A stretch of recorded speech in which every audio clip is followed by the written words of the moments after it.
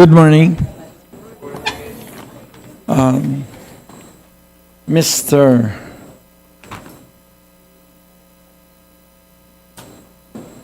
Our Chairperson, Robert Pittinger, sir.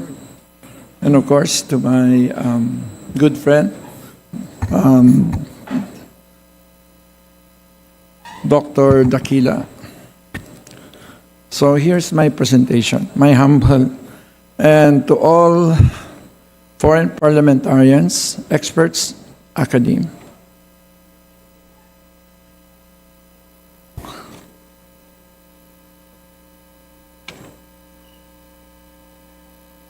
So my assignment is about digital currencies and their geopolitical implications.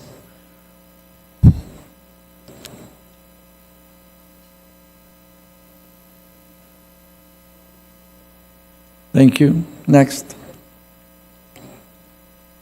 Well, I don't know how to speak French, but to make it simpler, the more things change, the more things stay the same. Next. In this discussion, I will argue that, 1, digital currencies will not fundamentally affect or alter, will affect, but not alter the ways of the world. They will merely enable us to do things that we already do. Second, but they could weaken systems and institutions of financial control, such as international sanctions and financial integrity checks, like ESG. And if digital currencies continue to proliferate without being stable, they ironically give more value to safe haven commodities such as gold, oil, rare earth minerals, and other commodities with a real industrial use.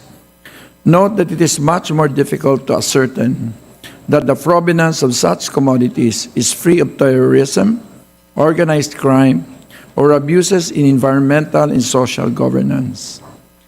To mitigate the negative geopolitical impacts of digital currencies, we must better govern the real things that they will be traded for, such as goods, minerals, and raw materials, or even knowledge. There are two extremes. 1, total global cooperation, or total global competition. The probable future is a mix of both, or you can have several blocks doing it. Philippines will not be a deciding power, so it must adapt and prepare for whatever scenario. Second, some personal knowledge with apologies. I was the regional chairman. I was the regional research director for Barings before it fell. SBC by Warburg, and then US Swiss Bank in the 1990s, when money became very digital. Globex by CME Group was launched in 92, and we would have been trading mostly online since then. My firm, Barings, collapsed in 1995, partly because currency became so digital, we have not yet learned how easy it was to conceal and how much to prevent such concealment. This is the Nick Leeson incident with respect to the Tokyo markets. My team succeeded immensely because with financial trading becoming very digital, every hour is trading time somewhere. And my Manila team became the convenient trading hours bridge between London, Tokyo, and New York.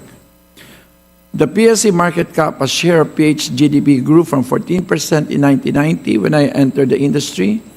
It went as high as 83% when I left in 1997, an almost 500% growth. So I know the good and bad of digitalizing the financial space. When I transited to politics or to government, I also authored the country's first virtual banking and blockchain technology bills in 2020, but the central bank wanted to do it on its own. Essentially, not invented here syndrome is a way of life. I also proposed taxing cryptocurrencies as a digital service in 2024 in the digital VAT law, but the BIR has not caught on or do not know what to do with it. So let's demystify digital currencies.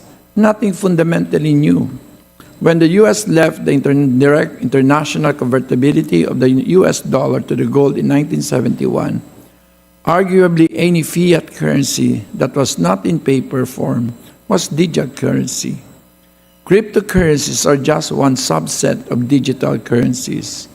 As long as it is used as a medium of exchange or a store of value and exists only in the digital space, it is a digital currency.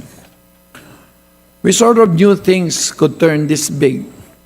I was chief of staff then for Congressman Raul Rocco when we wrote the Securities Regulation Code, when it was being drafted. And he was the principal author when it was enacted in year 2000. We knew this development would come. I don't know whether we sort of had some sort of intuitively, there is a section there which allows for policy sandboxes. In Section 37, registration of innovative and other trading markets. I don't know why I wrote this into the law. The Commission, the SEC, having due regard for national economic development, shall encourage competitiveness in the market by promulgating within 6 months upon the enactment of this code rules for the registration and licensing of innovative and other trading markets or exchanges covering but not limited to the issuance and trading of innovative securities. I don't know why I wrote it, but now it seems to be the SEC, I think right now, is in the midst of attempting about some kind using this particular section as an enabling, using a policy sandbox for certain players who wish to conduct or engage in the trading of digital currencies, not in the not in the underground, but essentially on open ground. I was also the principal author of the Electronic Commerce Law in year 2000. This was my first term. I sort of felt that, I should transfer the kind of things I was able to understand. And when I was the research head of Swiss Bank for Asia from year 1990 for almost 7 years. So Section 3 of this law says, this act aims to facilitate domestic and international dealings, transactions, arrangements, agreements, contracts, and exchanges and storage of information through the utilization of electronic, optical, and similar medium mode instrumentality and technology, to recognize the authenticity and reliability of electronic documents related to such activities, and to promote the universal use of electronic transactions in the government and the general public. Unfortunately, this was not used at all, but not this big. 215 trillion in fiat currency, around 90% of which is purely in digital form.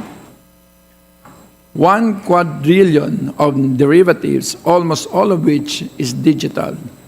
I don't want to go back to 2008, when the whole world was in about 78 trillion in derivatives, when the subprime market collapsed, and 3.7 trillion in cryptocurrency in market cap, totally digital. The implications for geopolitics. It's very instructive, a 1996 paper titled Possible Economic Consequences of Digital Cash by Tatsuo Tanaka, First Monday, Volume 1, Number 2, August 5, 1996. He's currently a professor at Yokohama College of Commerce. Tanaka's framework for the future of digital currency still works. From the expansion, of course, we go to a certain confusion stage right now, I think, for the country in terms of the policy space in the Philippines, I would say only 1/3 of congressmen would probably be able to talk. They have some sense, but they could not firmly make, let's say, if there's a policy question of whether voting yes or no, I would say only 30% would have the fundamental basis of voting for either yes or a no with respect to a certain policy that affect digital currencies. And of course, we must go into the organizational stage. So the issues is being the battle between cyberspace and nation states. Is it colonization or independence? Next. The implications, this is my conclusions from the Tanaka paper. Countries are beginning to install systems to track and tax digital currencies, but they rudimentary and behind the development curve. As always, laws are always behind the pace of morality. And so in a sense, it's all the same. The laws are always at the back end of the developments in our existential domain. Central banks are considering our strategic crypto reserves. Like China, it is banned, but if you look at the reserves, there is $25 billion in cryptocurrencies. Do I have the proof? And even the US, actually. But you just have to go through the China Central Bank, and you will see that there is, how many 250,000 units of cryptos, of bitcoins. Wales already have a crypto funds, JP Morgan, etc. But there's no bursting of the bubble yet, as in the dot-com bubble. With elites and the institutions of political and commercial power beginning to have a greater stake in digital currencies, they will inevitably incur bigger losses when there is a crunch between the existential domain and, of course, the essential domain and the existential domain. And these losses from crisis will encourage them to influence governments to better organize the systems. So what would trigger a digital currency crisis, which would then justify more significant national or international intervention to organize the system? Well, I have seen three. The Mexican crisis, the tequila crisis, the Asian financial crisis, the subprime crisis, and belatedly, I think most governments have adjusted and the monetary authorities have adjusted after those three major crises. Well, number one, excessive use of fiat-denominated leverage of trade, non-scarce digital currencies. Margin debt as share of market cap peaked at 2.5% in 2008. Current figures at only 1.4%. It is the source of FINRA data, Statista. CFD trading for crypto is probably around 20% of monthly trading volumes. In the Philippines, there are 1 million traders in the stock market, but there are 10 million traders in cryptocurrencies. And it has something to do with our markets, not something to do with our equity market, with our stock markets, basically. Like there is no short selling. Massive sell-off by early adopters. The top 0.28% of Bitcoin owners sold 82% of total Bitcoins. So you can see on the other side the Bitcoin distribution history, essentially. I ensured, even as chairman of the Committee of Ways and Means and Economic Affairs, chairman of oversight in this Congress, that we should be data-based, science-based, and at the same time, we should have certain access to existential philosophy, if you wish to really modernize, or at the end, I think I would say what I really mean. What could trigger a digital currency crisis, which is then massive breach of security issues with the most reliable cryptocurrencies? Most cryptocurrencies have their volatility and riskiness priced in. If more stable currencies like Bitcoin become susceptible to fraud and security breaches, this could trigger a collapse of trust in the whole market. And of course, a global crackdown, but would only happen if it is led by the US, which is unlikely at this point. And I think you understand why. So let's now go to the organization phase, the cooperation or competition. Digital currencies will be used to finance covert or overt activities. They could be used to acquire goods or for prosperity, as well as weapons for war. It could compensate scientific discoveries, good or bad, and attract talent, good or bad. But because the space is currently less susceptible to control, digital currencies can also be used for illegal money transfer and money laundering, acquisition of illegal weapons, and possibly components and plans for mass destruction. And of course, financing espionage and political instability. This leads to a situation where some countries and international actors avoid this risk at home by cracking down on digital currencies while happily using them to pursue national aims abroad. So there is some kind of asymptotic or asymmetric policy there. Digital currency are also useful only because they are eventually used to purchase real goods. At the end of the day, down the line, they could be used to purchase sensitive materials such as radioactive materials, rare earth metals, and other materials of critical industrial application. And this makes stronger global transparency effort for extractives like IETI very crucial. So, this is the last 2 pages. Countries might compete for technology to deploy digital currencies for national aims, while simultaneously trying to control them at home to limit the ability of other countries to deploy them. A digital currencies tech race is very likely on the horizon, made more complicated by the bifurcation of fiat-denominated currencies and the largely private cryptocurrency space. But cooperation scenario is just as likely.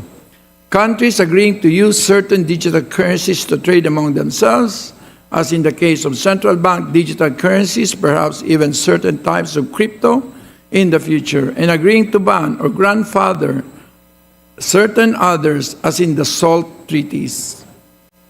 Common clearinghouse or common store of immutable and still decentralized records akin to intergovernmental status of the Bank of International Settlements, which would also establish common regulatory standards. And next, middle powers like the Philippines will not decide and can only adapt to the future of digital currency. The more we should be prepared for any possibilities. 1. Sandbox method. Learn, experiment first on a scale that avoids systemic risk, especially to this guy. Then decide whether to join the action to avoid. The SRC foresaw and allows this. Build capacity, fund research, and application of digital currencies. Build relations with institutional and significant individual adopters and develop underlying institutions. Allow for possibility of widespread use of cryptocurrency. Acquire enough cryptocurrency that we can afford to lose or see rendered useless. China's government owns roughly 25 billion of bitcoins, despite banning their use at home. Zero exposure is unwise, just like voluntary disarmament. So at least you would know if you want to experiment. But like all doctors, I think the first principle is a precautionary principle. Do no harm. And in order to do no harm, we must come together, lastly in the World WTO or the UNFCCC. I was always engaged by this government since I was, for the past 30 years, I am part of the delegation to the UN, to all the COPs, as well as to the last WTO in Durban. And I think at no time must the countries come together again, set certain minimum standards, but one principle: do no harm to the poor and the defenseless. Thank you very much. Excellent.